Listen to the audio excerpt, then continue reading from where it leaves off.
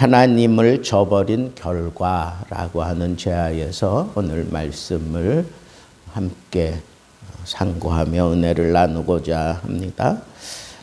여기서 하나님의 뜻을 저버렸다라고 하는 것은 오늘 본문 말씀 속에 이방인처럼 기뻐 뛰노는 것 이런 표현을 했는데, 이것은 풍성한 그런 추수 때에 그 풍성한 그 곡식을 제물로 삼아 신에게 드리고, 그리고 기뻐서 막 뛰노는 그런 모습을 얘기하는 겁니다.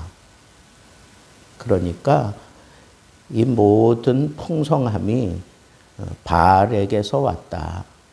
자기들이 그렇게 이탈에서 섬기는 그런 신, 우상들이 자기들을 이렇게 풍성케 했다고 생각하고 그 우상에게 이 모든 것들을 드리고 그 마장에서 뛰어노는 것을 표현하는 겁니다.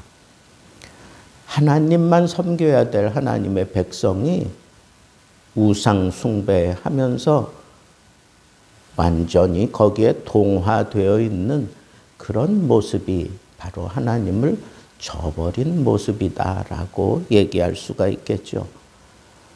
음행하여 내 하나님을 떠나고 라고 그렇게 직접적인 표현도 했습니다. 음행했다라고 하는 것은 하나님을 외면하고 이방 신을 섬기는 것을 음행이라고 그렇게 분명하게 표현을 했습니다. 하나님이 나의 하나님이고 하나님이 나의 남편이고 우리는 남편을 저버리고 외간 남자들과 사는 것, 그게 바로 행음하는 그런 모습인 것을 여기서 우리가 알 수가 있습니다. 각 타작마당에서 음행의 값을 좋아하였느니라. 이것은 이렇게 내 모든 것이, 내가 이렇게 하나님을 저버리고 하나님 없이 우상과 더불어 살면서 내가 이와 같은 복을 누린다라고 생각하며 그렇게 판단을 하고 그렇게 기뻐하고 그렇게 생활하는 그런 모습을 음행의 값이다라고 그렇게 표현하고 있는 거 보면, 이렇게 하나님을 저버린다라고 하는 것은 마음만 하나님에게서 떠난 것이 아니라 아예 생활 자체가 완전히 우상과 더불어 살면서 하나님은 그림자도 없이 눈을 씻고 찾아볼래야 찾아볼 수 없는 그런 모습으로 완전하게 초토화되어 있는 그런 모습을 하나님을 저버렸다라고 그렇게 성경은 지적하고 있습니다.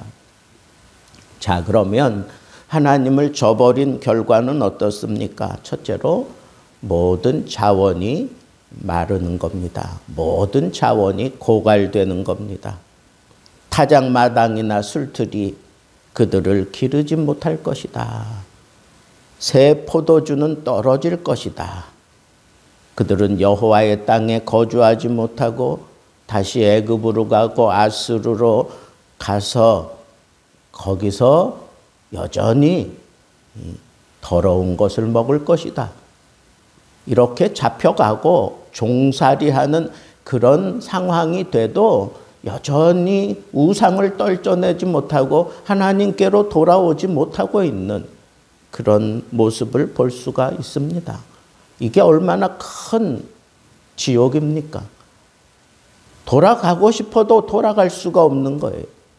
하나님께로 가고 싶어도 갈 수가 없어요. 하나님을 섬기는 그 시온으로 가고 싶어도 갈 수가 없는 그런 상황에 이르게 된 것.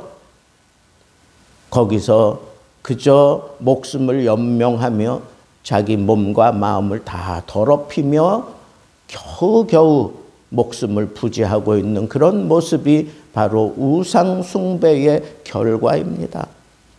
여호와께 포도주를 부어드리지 못하며 여호와께서 기뻐하시는 바도 되지 못할 것이다.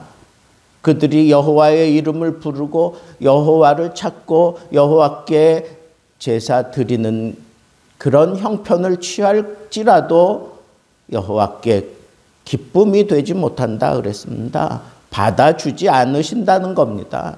이게 형벌 중에 형벌이라는 거예요. 그들의 재물은 애곡하는 자의 떡과 같아서 그것을 먹는 자는 더러워진다 그랬습니다. 여러분, 이게 무슨 얘기예요? 자기들이 먹을 거는 있지만 하나님께 바칠 것은 없고, 그리고 자기에게 있는 이 모든 것들을 재물을 삼아 하나님 앞에 드리지도 않는다는 거예요. 겉으로는 하는 것처럼 하지만 자기들 배나 채우지 하나님 앞에 진정으로 헌신하는 모습은 절대로 이루어지지 않는 상태, 그게 바로 하나님을 떠난 상태다라고 하는 겁니다. 모든 것이 다 떨어지는 거예요. 모든 것이 다 고갈돼 버리는 겁니다. 하나님을 떠난 자의 결과는 두 번째로 탄식밖에 아무것도 남을 것이 없다는 겁니다. 너희는 명절날과 여호와의 절기의 날에 무엇을 하겠느냐? 이것은 종살이하면서 그리고 완전히 멸망당하고 이제 사로잡혀 가서 절기가 있기는 있어도 그 절기를 지킬 수 없어요. 하나님 앞에 예배하고 싶어도 예배할 수 없는 그런 상황에 이르게 된다는 겁니다. 완전히 망한다는 거예요. 망하고 난 이후에 여호와께 예배할 수 없다는 거예요. 포로로 끌려간 이후에 더 이상 그 절기를 지킬 수 없다고 하는 겁니다. 하나님을 찾아도 만날 수 없습니다. 하나님께 돌아가고 싶어도 돌아갈 수가 없습니다. 하나님 앞에 찬양하고 싶어도 찬양할 수 없는 그런 상황에 완전히 사로잡히게 될 것입니다. 그들이 멸망을 피하여 갈지라도 또다시 애굽이 그들을 사로잡고 그 사로잡은 자들을 판매하는, 장사하는 그런 수단으로나 사용되고 말 것입니다. 그래서 그들의 장막에는 가시덩굴이 있어서 저 음신하는 곳곳마다 그냥 찔림이 있고 피투성이가 되고 말 것입니다. 더 기가 막힌 것은 이렇게 하나님을 저버리는데 아주 혁혁한 공로를 세운 자들이 바로 백성들을 가르쳐야 되고 백성들을 길러내야 되는 그런 지도자들이, 선지자들이 거짓 행동을 하고 거짓 선지자가 되어서 이 백성들을 멸망으로 이끌었다고 하는 거예요. 백성들이 우매하게 굴면 하나님의 선지자들이 그들을 깨우치고 하나님께로 돌이켜야 되는데 오히려 이 사람들이 미쳐 날뛰는 모습으로 이 백성들의 등을 쳐먹고 형벌의 날이 이르렀을지라도 백성들은 알지 못합니다. 왜? 진리를 선포하는 선지자가 없기 때문에 그래요. 여호와의 신에 감동된 선지자가 없습니다. 그 선지자들이 미쳐 날뛰는 거예요. 그래서 희망 돌파구가 없습니다. 새 잡는 그물의 역할을 한다.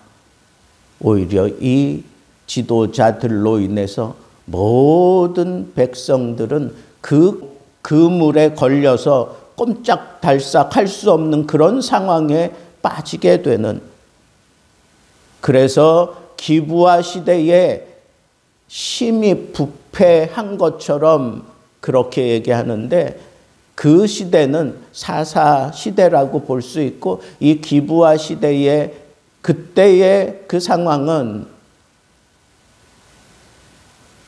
제사장의 아내를 강탈하고 그것이 괴로워서 자기 아내를 12조각 내서 각 지파로 보내고 뭐 이런 심각한 그런 상황이 지금 목전에 왔는데도 그걸 꿰뚫어 보는 눈을 가진 자가 없어서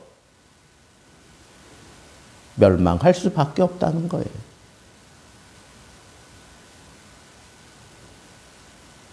여러분, 정말 심각한 게 뭡니까? 선각자가 없는 거예요. 선지자가 없는 겁니다. 하나님의 말씀이 흘러나와야 그 말씀을 통해 정화되고 그 말씀을 듣고 돌이키고 하나님께로 돌아올 수 있는데, 선지자들이 미쳐 날뛰고 선지자들이 오히려 가시 덤불 역할하고 그물 같은 역할을 하고 있으니 그 나라는 완전히 망하는 겁니다.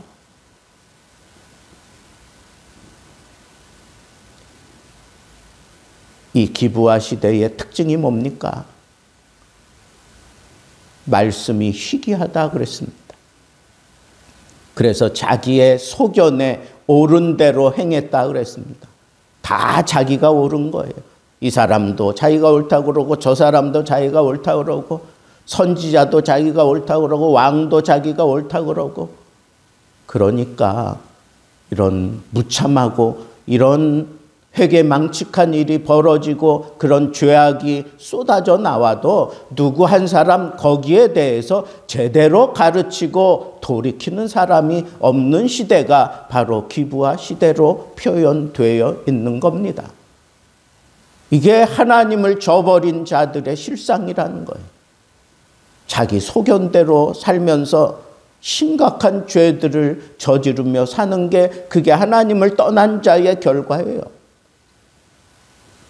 탄식밖에는 아무것도 없고 모든 자원이 다 고갈되어지는 그 시대가 바로 하나님을 떠난 시대입니다. 하나님을 저버렸기 때문에 하나님의 긍휼이 더 이상 그들에게 쏟아질 구멍이 없습니다. 완전히 초토화되고 멸망밖에는 그들을 기다리지 않습니다.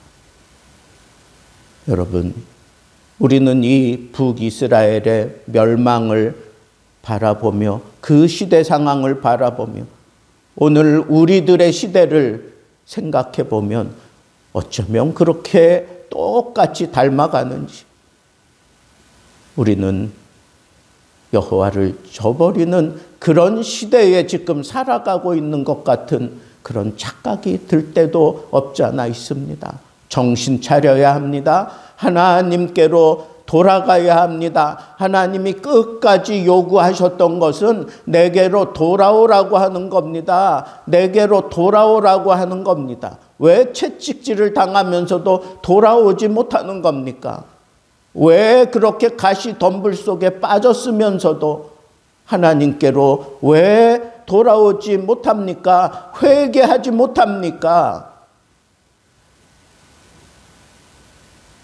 하나님을 버렸기 때문에 그렇습니다. 하나님을 버렸으니 하나님도 우리를 버린다. 그것은 하나님의 말씀을 버리면 하나님을 버린 것과 같습니다. 이 시대가 힘들고 험난해져 가는 이런 상황들을 바라보면서 우리는 말씀을 붙잡아야 합니다. 하나님 말씀만이 나의 생명이고 하나님 말씀을 밝혀서 이 어두운 세대를 밝히며 등불 삼아 갈 수 있는 그 길 외에는 이 멸망의 세대에서 벗어날 수 있는 길이 없음을 명심하고 오늘 이 아침에도 이 말씀 붙들고 이 어두운 세상 성령의 능력으로 밝히며 살아갈 수 있는 바른 선각자들이 되어서 하나님의 뜻을 온전히 실현하며 살아갈 수 있는 참다운 하나님의 사람들 되기를 우리 주님의 이름으로 축복합니다.